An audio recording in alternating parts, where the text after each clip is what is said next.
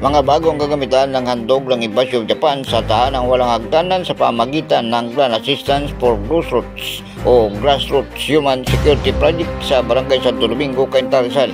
Ito upang pasiglayin at mapabuti ang kabuhayan at bigyang oportunidad ang mga person with disability o PWD.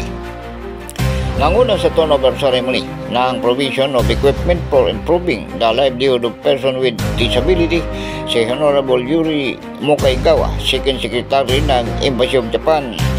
Anya, malaking karangalan sa bansang Japan ang makipahagi sa isa na namang makabuluhang hakbang tungo mano sa pagpaunlad o pagpapaunlad ng mga komunidad sa bansa.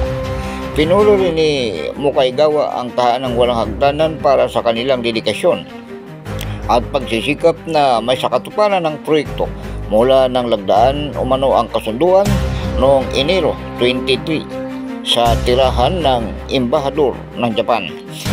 Inihayag ni Mukaigawa na ang Grassroots Program ay nakabatay sa konsepto ng human security, ang pagpapalakas at pagbibigay proteksyon sa bawat individual lalo na umano sa mga pinaka-vulnerable at nangangailangan.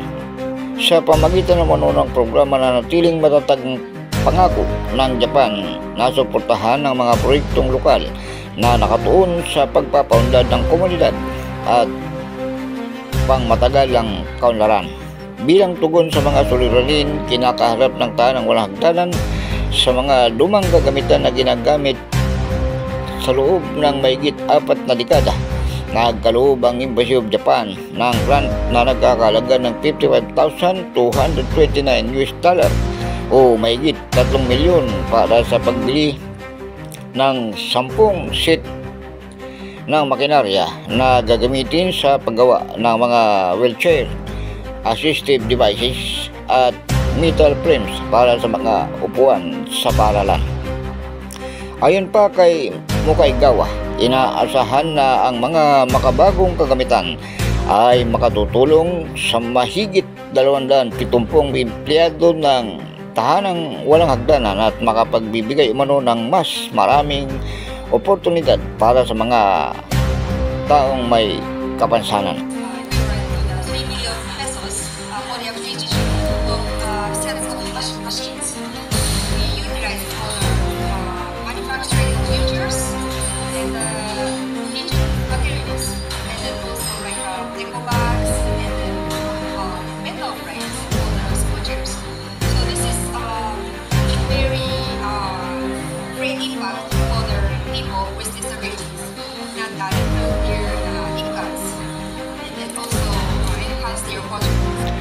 Ibinahagi rin ni Mukaigawa ang kanyang unang turnover ceremony bilang Grassroots Project Officer at napakahalaga umano para sa kanya na ginanap ito sa gusaling pinagkaloob din ng Japan sa tahanang walang hagdanan noong taong 2013 sa pamagitan ng parehong programa.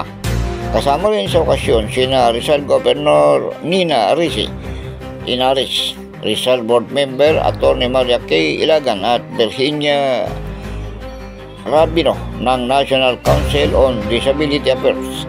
Pinuri ng gobernadora ang inspirasyon na ibinibigay ng tahanang walang hagdanan sa mga Rizalinyo.